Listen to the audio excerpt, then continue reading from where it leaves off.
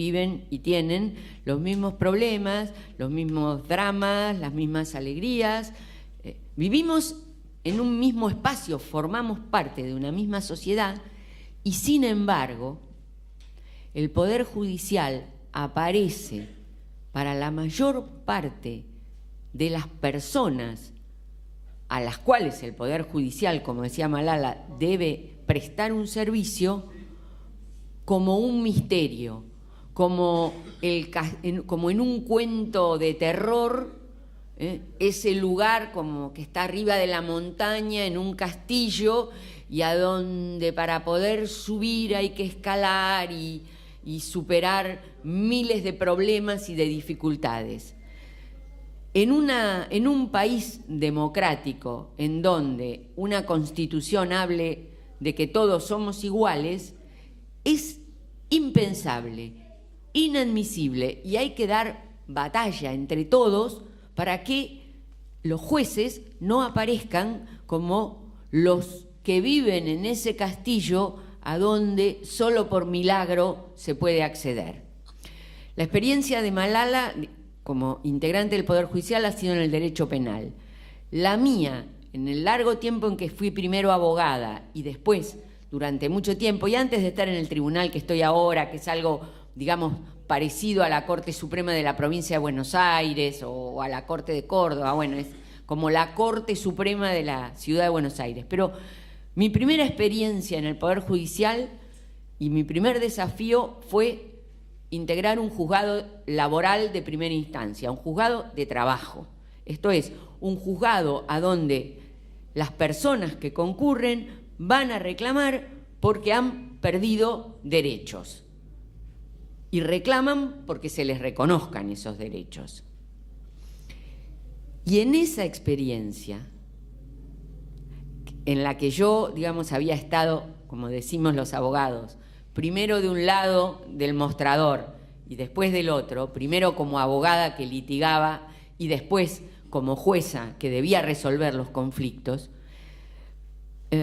pude como completar esta imagen, y por eso digo que cuando ahora escuchaba las presentaciones evocaba esa sensación, ¿no? La de la distancia. Hay como una distancia insalvable, y hay una distancia insalvable porque eso preserva un modelo de poder judicial y un modelo de juez que se sienta y sea efectivamente parte de un sector del país que tiene privilegios que los demás ciudadanos no tienen. Primero, que se sientan al margen de las mismas leyes que deben aplicar. Segundo, que tengan efectivamente privilegios que otros ciudadanos no tienen, que no paguen determinados impuestos, que no tengan que rendir cuentas de ciertas acciones y que sean protegidos por sus propios colegas de tal modo que, como en esas familias complejas, ¿no?, los secretos de familia no aparezcan. Justicia legítima es como el hijo rebelde del Poder Judicial. Les dice: no queremos repetir el modelo que nos han enseñado. Queremos pelear contra ese modelo. Queremos pelear desde adentro porque sabemos que si no se pelea desde adentro, solo desde afuera no se puede dar esta batalla. Pero como decía Malala, solos no podemos. Solos no podemos. Si la sociedad no se hace cargo de que un poder judicial distinto es parte de lo que cada uno de ustedes y de todos nosotros necesita para vivir en una sociedad mejor, en la medida en que podamos construirla entre todos, si no podemos hacer esto, estamos perdidos. Así que, como insisto, somos los díscolos de la familia, los que descubren, por decirlo así, los secretos, los espacios que no se pueden nombrar, de lo que no se habla en el Poder Judicial. Por ejemplo, los jueces no están acostumbrados a soportar críticas, pero tampoco están acostumbrados a hacer críticas públicamente de otros jueces. Ahora, si este es un país democrático, uno dice, pero ¿y qué pasa con la crítica? Si yo no puedo decir, esto no me parece bien, y que el otro me diga, pues a mí sí me parece bien y por eso procedo de esta manera. Y no podemos cambiar el diálogo entre iguales, entre comillas, en el Poder Judicial. Imaginen ustedes si los jueces están dispuestos a tolerar que los otros, que ni siquiera forman parte de este grupo iluminado, hagan observaciones. Por eso molestamos adentro del Poder Judicial, y mucho solo por esto, porque ni somos una mayoría, somos todavía un grupo pequeño, eso sí. Bueno, pero todavía somos un grupo... La gente paga la cuota, no crean. Sí, la gente paga la cuota y todo, pero bueno, digo, hay que... hoy cuando veníamos para acá, comentábamos, bueno, hay que salir y andar y encontrarse con muchas personas distintas en muchos lugares diferentes. Y claro, nosotros trabajamos de lunes a viernes como todos ustedes, así que los espacios que quedan para hacer esto son como estos: escaparnos un fin de semana, venir a conversar con gente, plantearles lo que a nosotros nos preocupa y fundamentalmente tratar de que ustedes y todos los que se encuentran con nosotros nos digan cómo nos ven y cómo quisieran vernos. ¿Cómo sienten que los que estamos en el Poder Judicial intervenimos? Porque, a ver, tenemos mucho poder. La libertad, los afectos, los bienes, las historias familiares pasan muchas veces por los juzgados, muchas veces. Y cuando nosotros decimos, condenamos o absolvemos, damos razón a uno o damos razón al otro, esto siempre produce un efecto importantísimo en la vida de los que están en ese conflicto. Si nosotros no somos capaces de entender el lugar del otro, ese que está esperando que desde el castillo alguien haga un gesto para saber si está libre o va a prisión, si va a tener su casa o no va a tenerla, si va a tener que pagar una suma de dinero o no va a tenerla, si va a poder ver a sus hijos o no va a poder verlos, si se va a poder separar de su marido o de su mujer o no va a poder separarse, si una mujer va a ser atendida cuando está en una situación de violencia o de maltrato o nadie la va a escuchar. Digo, si no nos hacemos cargo de esto, no servimos para nada. Somos como una figura decorativa. Yo diría que lo más interesante de Justicia Legítima es que no queremos estar en ningún bronce, no nos interesa ningún altar ni ningún escenario.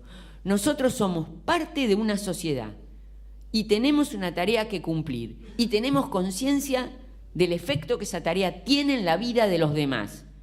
Sentimos una responsabilidad muy grande y nos damos cuenta que en el lugar donde estamos no lo podemos cambiar solos, pero que no podemos dejar de pelear para que se transforme.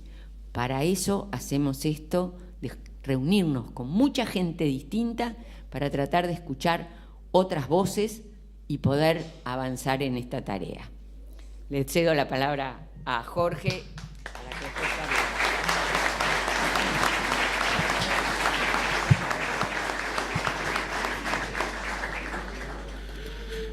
Bueno, muchas gracias. Agradecemos, yo me hago cargo también de la invitación de venir aquí a Azul. Cuando habló Tito, habló de que estábamos nosotros conversando en la vereda sobre la historia de Azul. Quiero arrancar con esto que me parece que viene bien porque es a modo de exordio, porque en el fondo también lo cruza ideológicamente y parte también de nuestro ideario, ¿no? Que no es solamente, desde luego que los objetivos de cambiar el Poder Judicial significan también ponerlo de cara a la sociedad y como un reflejo general. Pero hay un tema que me hizo ruido, lo voy a tratar casi anecdóticamente. Le pregunté cuándo se fundó Azul y me dijeron en el año 32 Pedro Burgos. Me hizo ruido, me hizo acordar un debate, una discusión que tiene que ver con García Márquez cuando hablaba de 100 años de soledad. ¿Cuándo empieza? ¿Qué significaba esos 100 años de soledad, ¿no? Y esa soledad era el tiempo que tenía que ver con el olvido, ¿sí? El olvido de lo que antes, de lo que significaban los pueblos originarios y sus propias culturas.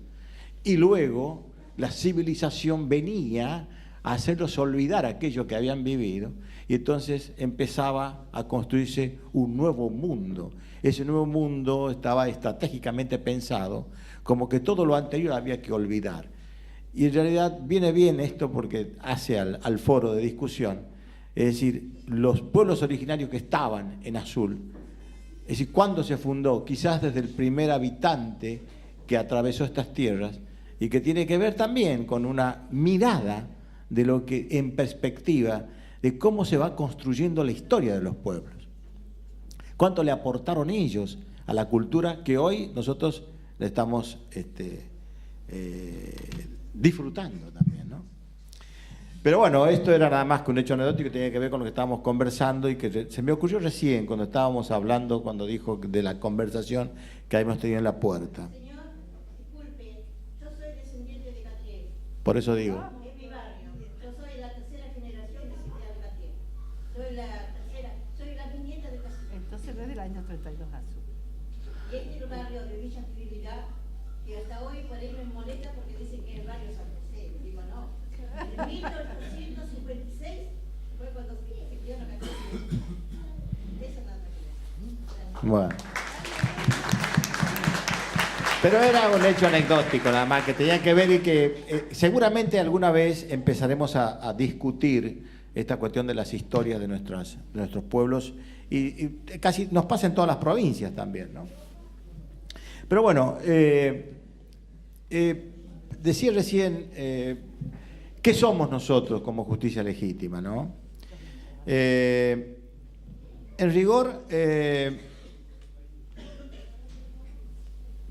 a mí ayer me preguntaron, me preguntó Andrés en un programa de radio, y yo